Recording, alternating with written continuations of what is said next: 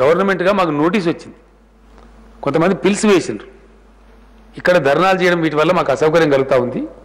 ఆ walkers, Indira park walkers, ఆ area residents, అనేక అసోసియేషన్లు పిలిచి వేసినాయి, ఇక్కడ తీసేయండి, వేరే చోట ఏర్పాటు చేయండి. నన్ను పోలీసులు వచ్చి అడిగిన, పోలీస్ డిపార్ట్మెంట్ ఏం చేయాలి మరి మేమంటే, వాస్తవం కూడా ఇన్కన్వీనియంట్ ఉంటుంది, ఇక ముందు పోతుంటే మీరు టైం టు టైం రివ్యూ చేసుకొని మారుస్తూ వచ్చిండ్రు. సెక్రటరియట్ ముందున్న దాన్ని ఇందిరా పార్క్ తెచ్చిండ్రు. ఇప్పుడు ఇందిరా పార్క్ నుంచి ఇంకో పార్క్ పోతుంది, ఏముంది?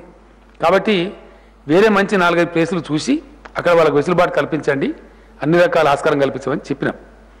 దానికి చెప్పిన నేను లిమిటెడ్ రేంజ్లో జరిగేటువంటి బహిరంగ సభ కూడా పెట్టుకోవడానికి స్థలాలు చూపించమని చెప్పినాం. మొత్తం రాష్ట్ర క్యాబినెట్, రాష్ట్ర శాసనసభ్యులు, శాసన మండలి సభ్యులు, మొత్తం పార్లమెంట్ సభ్యులు, మా జడ్పీ చైర్మన్లు, అదేవిధంగా కోఆపరేటివ్ బ్యాంక్ చైర్మన్లు, డీసీఎంఎస్ చైర్మన్లు, మా రైతు బంధు సమితిల జిల్లా అధ్యక్షులు అందరం కలిసి 18th నాడు ఇక్కడ ధర్నా నిర్వహిస్తూ ఉన్నాం.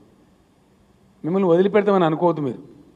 రాష్ట్ర రైతాంగం ప్రజల యొక్క రైతులు కాపాడడానికి మొత్తం రాష్ట్రంలో ఉన్న అధికార పార్టీ ఎమ్మెల్యేలు అందరం, ఎమ్మెల్సీలు అందరం, ఎంపీలు అందరం ప్రజల గొంతుకగా, తెలంగాణ రాష్ట్ర రైతుల గొంతుకగా మిమ్మల్ని ప్రశ్నించబోతూ ఉన్నాం.